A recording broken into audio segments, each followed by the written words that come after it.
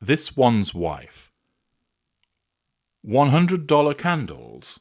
That's so obnoxious. Video analysis. Hello, I'm HG Tudor. As you know, this one's wife once ran the TIG. It was a blog where she talked about fashion. She went to places, or at least purportedly did in some instances. She talked about food. At the time, for someone of her stature, it was reasonably successful. It had quite a number of followers, and it evidently generated some form of income from her by way of advertising and freebies.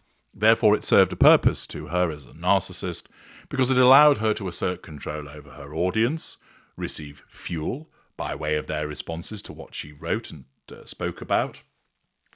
It enabled character trait acquisition because she was able to commandeer the experiences of other people that she met, people that she interviewed, the places that she went to, and pass them off as her own. And there was the residual benefit. It enabled her to manage a facade of being this fashion-conscious foodie, and there was the residual benefit of money that was made from it also. So it was working reasonably well for her. Of course, it was a relatively vacuous concoction with the usual breathy nonsense and word salads that she spills. And if you want a thoroughly good chuckle at the ridiculousness of it, I'd encourage you to watch my series, The Stig, where I roundly take the piss out of the TIG as was.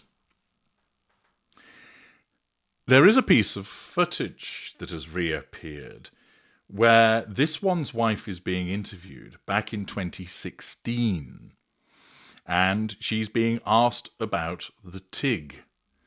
And she talks in her usual tones, if you can suffer it, about what she's doing, what its purpose is, etc. So here comes the footage, for which you can watch and you can spot certain things of note. Here it comes. I hear you're hiring at the TIG. Maybe he's got some applicants out here. So true. I just had the longest lunch talking about this exact thing. So you're growing. So talk about, who are you looking to hire? How are you looking to expand? It's time. It's time. Again, you can see it's like my baby. Oh, God. But up until this point, it's like, sure, it can be a blog and this site, or it can be this thing that is really becoming a brand much bigger than me. And as I shared with you, I didn't want MeghanMarkle.com. I don't want this to just be me. I want this to be a community much greater than that. So beyond bringing on writers or other people who want to share great content and who understand the voice of the site, which is like talking to a girlfriend and conversational and inspiring. I've always sort of crafted it like aspirational girl next door. Like you can aspire for it, but you could totally attain it too. There are no $100 candles on my site. That's so obnoxious. I just want things that you can have. And so I want people who really understand that ethos and my head honcho person. Yeah. Which is going to take some time because that's talk about a relationship, a strong partnership. But I think it's worth it, and I think it's definitely time for it. So if you know of anybody, let me know. And there is two schools of thought on the MeghanMarkle.com versus the brand.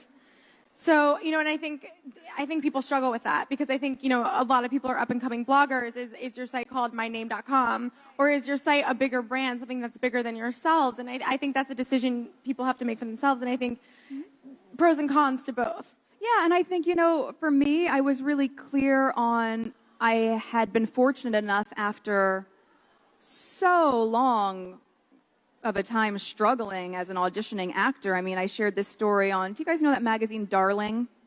Of writing these think pieces and op-eds about self-empowerment on the site. So I severed ties with that company. I started developing the site on my own. And then, do you guys know the website, The Coveteur? So I'm really good friends with Jake Rosenberg, who's the creative director on it, and he had seen sort of the way that this company was putting my site together. He's like, I beg you, please do not go down this path. He's like, use our graphic designer from Couture, let them do the design aesthetic of the TIG, which we worked on painstakingly, and really putting my own personal thumbprint on it. It's my handwriting on the site. I mean, the logo is designed like a wine glass with the drop of the wine is the eye on the, oh yeah. It's my baby, so I'm very proud of it still after 2 years. But no, I mean, I really think it was. You have probably lost a number of brain cells as a consequence of witnessing that. It's a collateral consequence of having to listen to the drivel that comes out of the mouth of this one's wife. She was asked by the interviewer in relation to the issue of expansion, and then says, it's time, it's my baby. She talks about whether it should be a blog or a brand which is much bigger than her. She claims, I didn't want thisoneswife.com or just it to be me. I wanted it to be a community. So first of all, you note that she doesn't answer the question, which is quite typical of this one's wife, because she lacks the intelligence to do so. She lacks being interesting in order to do so. And she doesn't really have an answer. And therefore, the question is a threat to control. So she issues a word salad in order to deflect from the fact that she doesn't have a proper answer. And she comes out with a load of bullshit. She didn't want it to be all about her. That's nonsense. Her standard operating procedure is for it to be all about her. But she ploughs on. She explains that beyond bringing on writers, other people who want to share content and understand the voice of the site, it's like talking to a girlfriend. What's that got to do with expansion? Again, word salad doesn't answer the question. I've always crafted it as an aspirational girl next door. What? What the fuck is she going on about now? She wants to be the aspirational girl next door. Right. So, not perhaps the champion of a person of colour and their issues? No, because she doesn't really identify with that. What about being an empowered feminist? No. How about being a pioneer of equitable solutions, whatever the fuck those things are? No. All of those things came later, didn't they, as part of her attempt to control certain sections of the audience. This supposed feminist and person of colour decided that the most appropriate voice would be aspirational girl next door.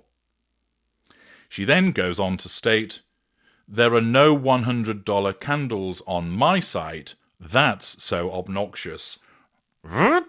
And pause there.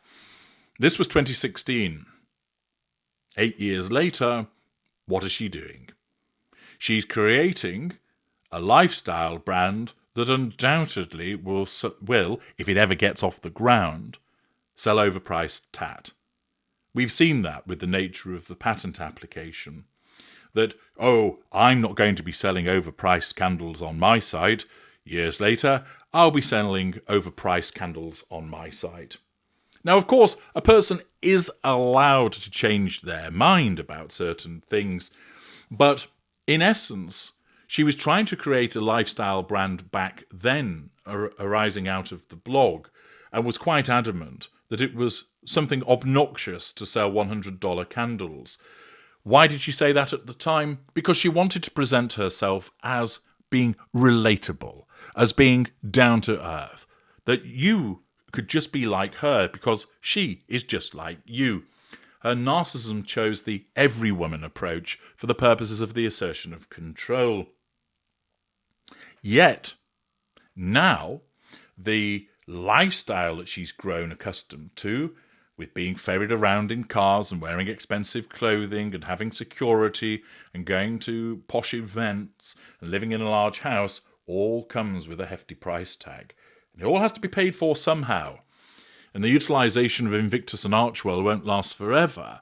Thus, she needs to create something else. Because she can't create content while she's a busted flush in relation to Netflix and was a busted flush in relation to Spotify. Instead, she needs to, if she ever gets her finger out, try and utilise the lifestyle brand to make money.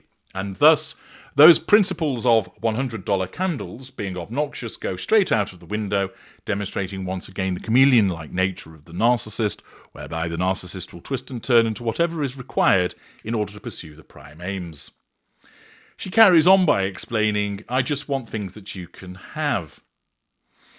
The interviewer off camera makes the reference of the thisoneswife.com as against the brand, and as a consequence of that, we then become subjected to a huge dollop of word salad as she explains, I was really clear after so long of a time struggling, auditioning. I mean, I shared the story on that, and do you know about the magazine? Well, they do op-eds about self-empowerment, so I started developing the site on my own. Do you guys know the website, the Coveter? So I'm really good friends with the creative director. He was insistent that I use their graphic designer. So I put my own personal thumbprint on it. It's my handwriting. The logo is designed as a wine glass. What the fuck is she going on about? What's that got to do with the comparison between thisoneswife.com and a particular larger brand? It's just waffle.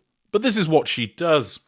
And once again, through a piece of video footage, you're treated to the word salad of the narcissist that is the middle mid-ranger, that is this one's wife, but also you're able to identify the hypocrisy whereby she criticizes the sale of $100 candles and then looks to be doing exactly the same that she's criticized in relation to American Riviera orchard retirement homes. I'm H.G. Tudor. Thank you for watching.